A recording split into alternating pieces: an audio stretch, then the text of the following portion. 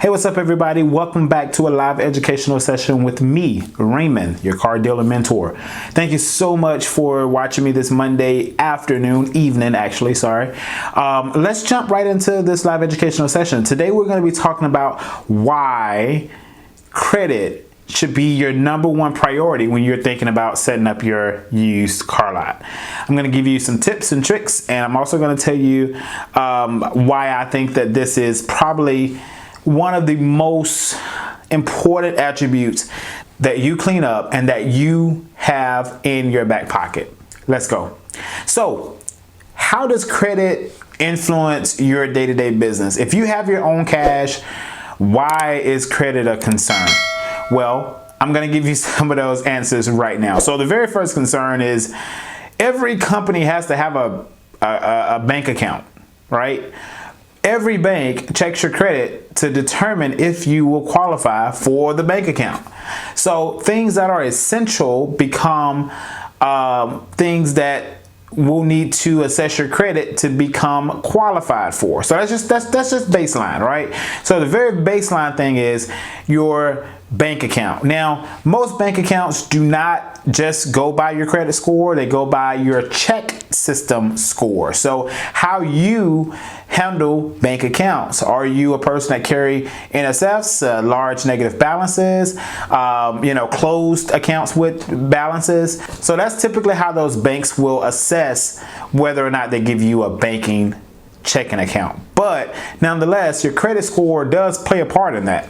So beyond opening up a bank account, here's another reason why you should be paying attention to your credit score. When it's time to scale your business, when it's time to grow. Now, let me take a step back. Before you open your car lot, you need to know what type of strategy you're going to be using. Are you going to be a cash-only car lot? Are you going to be a finance car lot? Or are you going to be a buy here, pay here car lot? You need to determine that before you open your car lot. Okay? Now, that does not mean that things will not change. Just like me, when I started my car lot, my main purposes were for two type of buyers: cash buyers and buy here, pay here. I had written off finance companies. I had said I would never do it under this dealership at this particular location.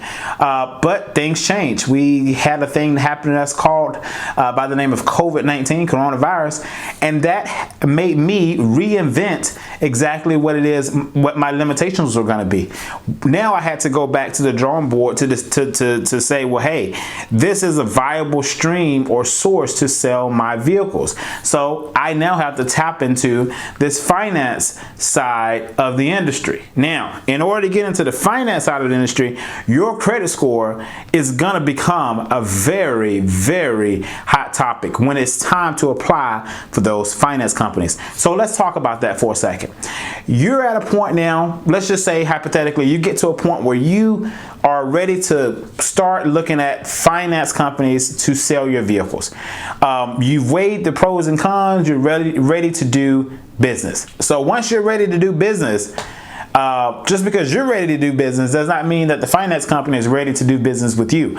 There's a process for every finance company, and any finance company that is a payment recourse company, meaning that if the buyer defaults on either the first payment or the second payment, they have recourse where they can unwind the deal and you have to buy the deal back. Now, those type of finance companies are going to be looking at your credit. Period. They're going to be looking at your credit because you're going to be acting as a guarantor for your car lot. So when that loan, if a loan defaults or recourse happens, they failed their first payment, the lender says, okay, they didn't make their first payment, we're going to execute first payment recourse. We need you to send back $7,500, right? Now, they've already sent you the money for this deal. This could have been 31 days ago or 40 days ago. It just depends on how many days the lender determines their first payment due date.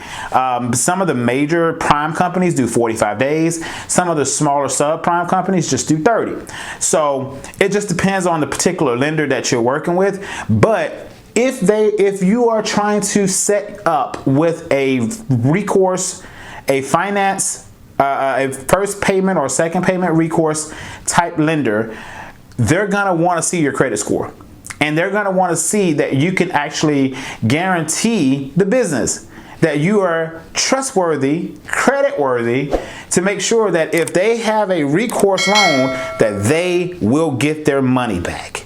Period. So if you cannot meet the mustard by your own credit score, you're not going to be able to work with that company. And then so many people say, well, you know, I'm bringing them business.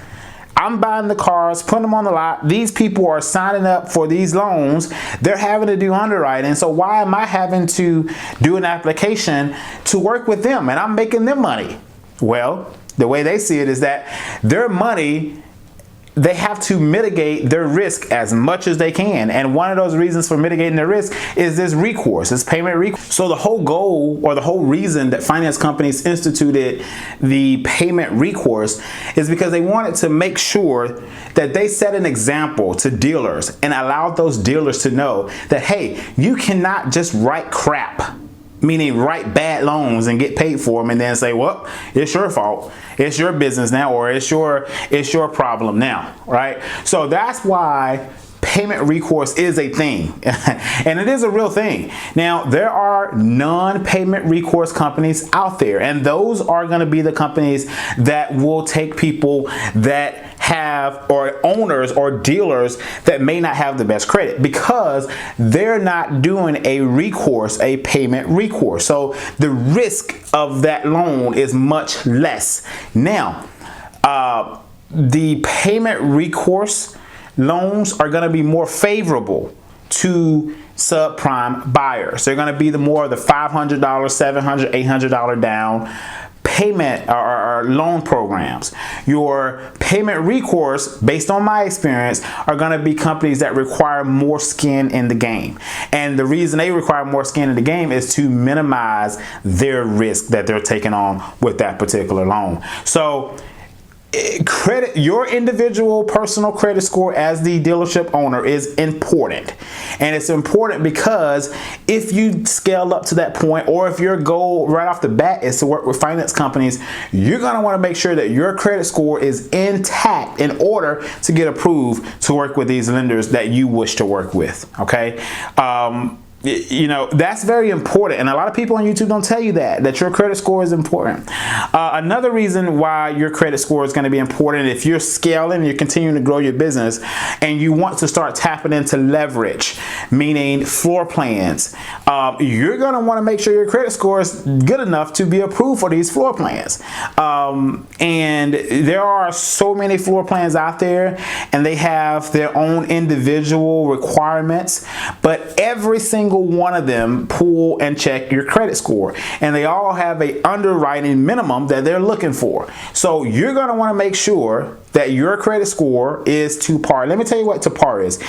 You need to be pushing yourself to be at least a 600 at minimum, right? At minimum. Ideally, you want to be about the 650, 660, 670, 680. That's like perfect in the eyes of what you're going to need to do for being a guarantor for the business, or applying for floor plans to scale and leverage and grow with other people's money. And so that's going to be important. All right. So that's kind of where you want to be. Now, I'm not saying that you cannot open your car lot with bad credit. That's not what I'm saying. Hell, my credit was not the best when I started my dealership at all. All right, and I'm still a work in progress with my credit score. And a lot of entrepreneurs typically are that way, because the mindset is different for entrepreneurs, because it's not so much emphasis on other people's money, more so on our own ability to acquire money.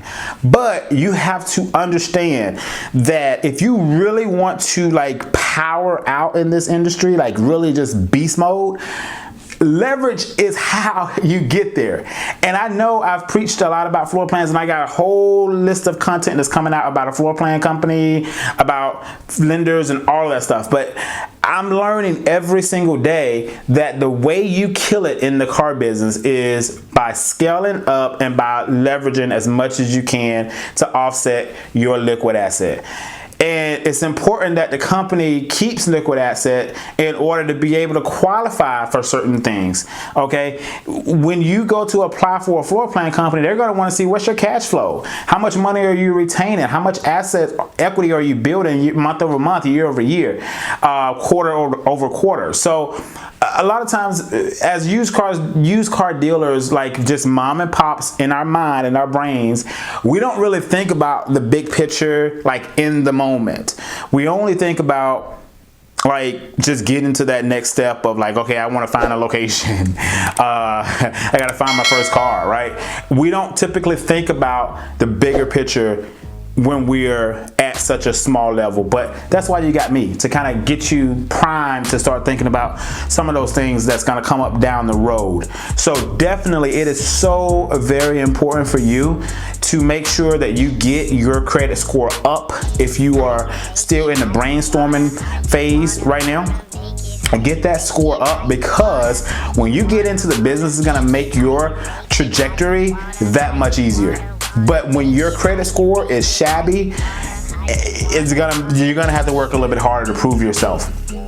Now there are companies that will give you an opportunity to prove yourself, but in most cases the odds are gonna be not as great as they would be if you would have came in better prepared. So I hope this has helped you kind of think about how your individual credit score intertwines with your goal of becoming a used car dealer and ultimately having a very successful used car lot or car dealership. So I hope that this helped you. And for more information about me being a part of your business, definitely go over to grindreloaded.com. You can learn more about the mentorship program over there. Yeah, more content to come next week, same time, same place, 8:15 Eastern time. Come back to this page. Go ahead and hit the subscription button as well, so you'll be notified as soon as I drop new videos.